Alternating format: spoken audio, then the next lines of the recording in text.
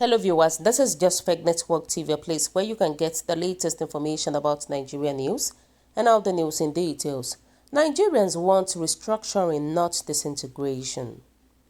Ekiti State Governor Kayode Fayemi spoke with reporters in Lagos State on the challenges of governance crisis in the Ekiti All Progressive Congress APC and the agitations for restructuring. Deputy Editor Emmanuel Oladesu was there.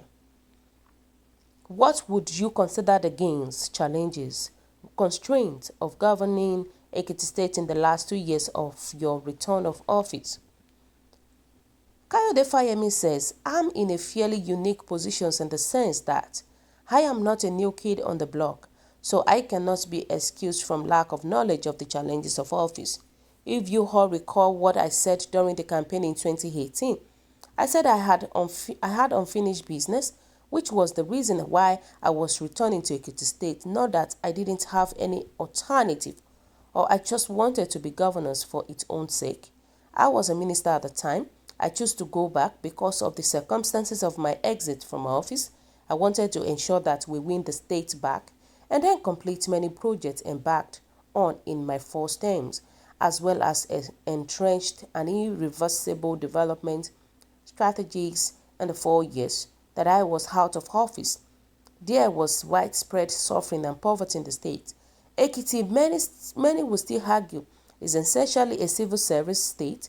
Payment of workers' salary should not be considered as an achievement. However, when you are a civil service state and you are operating in situations where people have not been paid for almost a year, then it becomes a big deal when you take that burden of those directly affected.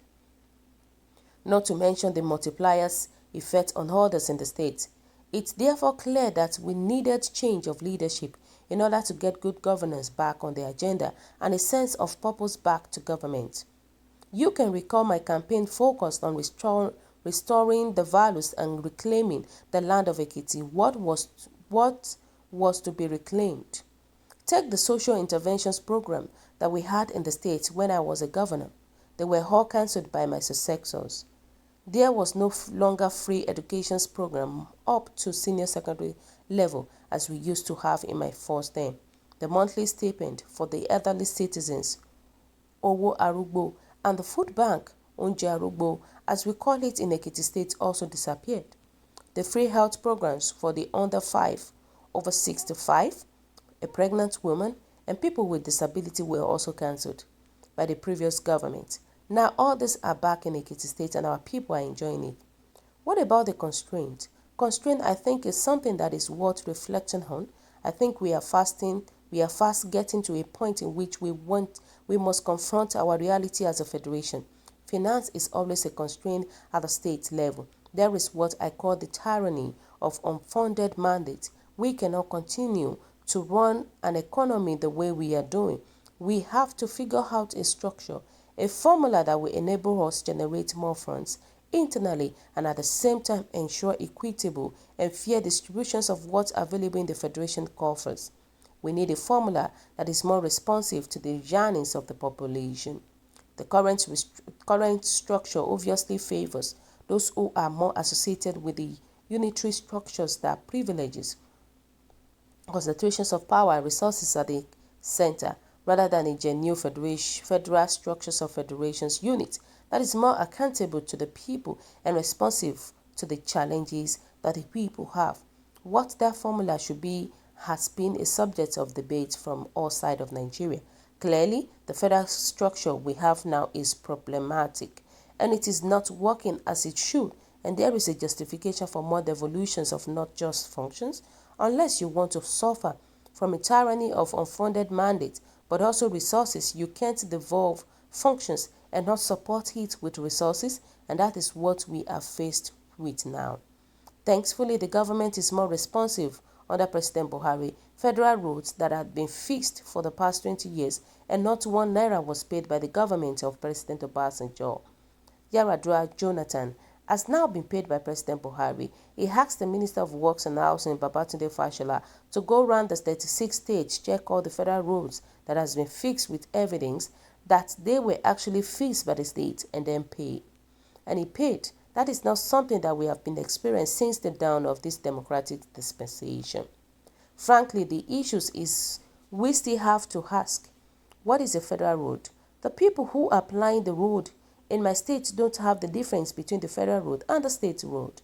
All they will say is that, Mr. Governor, you are not doing your job. Only for you to start explaining that it is not my road and I need permissions to even work on it, just as we have experienced trying to work on Ado-Akure Road. A question was thrown to Kayode Fayemi says, are you making a case for fiscal federalism? We have always made a case for fiscal federalism. I am known advocate of fiscal federalism, but I am also saying even those who are reluctant and ambivalent about fiscal federalism are being confronted daily with those challenges in their state. And they are asking themselves, how long can we continue to do this? Am I elected just to pay salaries and not to raise funds to do more for my people? And it is not just about sharing revenues, it is also about creating the enabling environment that would allow investment to strive in our various states. On the APC governor's stand on restructuring, are you getting the corporations of the Nation's Assembly? According to Kayode Fayemi, I am not the chairman. APC Governor Forums, by the way, I am chairman of Nigerian Governors Forum, which is non-partisan, but I am a member of the APC Governor Forums. These issues are raised daily, but the point I am trying to make is that I don't see a conflict between the pursuit of fiscal federalism and devolving more powers to the lower level. In fact, they are two sides of the same coin, whether you call it restructuring, devolution, or constitutional reform. That is just an issue of nomenclature. For us in APC, we have taken some bold steps. We have a comprehensive report which I am sure many of you would have come across.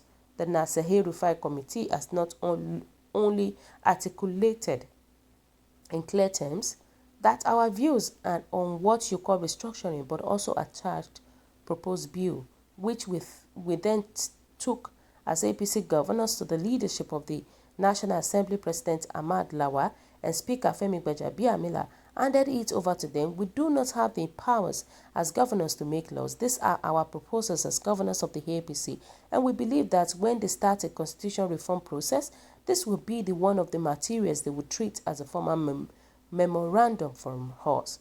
I heard they have started the process now, led by the Deputy Senate President, Omar Gege. It is our hope that it will not go the way of previous constitutional reform process. The challenge is, if we do not have the power, we cannot propose and encourage our members, but ultimately, the power resides in our National Assembly. I think the National Assembly really ought to spend time pulling together various constitutional reform processes. The Jonathan process, the 1995 Justice Nikki Toby process, the one of President Obasanjo, our home proposals as outlined in the Rufai report, and several others, with a view of harmonizing them and come up with a single document, subject it to a national referendum, and then we have a constitution. I don't think it's a rocket science, but maybe there are impediments which the National Assembly may have, but they cannot say it's President Muhammadu Buhari and APC governors that have stopped them from accelerating constitutional reform processes. You know, this is according to our future president. Let me put it like that, because we all know that Kayode Fayemi is aspiring to become the president of Nigeria. You know, the reality is that all these things that Kayode Fayemi is saying it to his own favor. Let's just be real to ourselves. All this thing that he's saying, it is to his own favor. And that is where the problem lies. Anytime we know that this person wants to go for one post or the other in Nigeria, now so they talk sweet mouth. Now so they go to speak sweet mouth. Now so they go to say heaven and earth. But by the time they get to that position like this, they will turn to another thing. And exactly what we are facing right now. Exactly what the whole Nigerians are facing with the issue of President Muhammadu Buhari. So guys, kindly drop your comments in the comments section below. For those who subscribe, we want to say a very big thank you to you for subscribing. We'll say God bless you. Have a lovely day. Bye.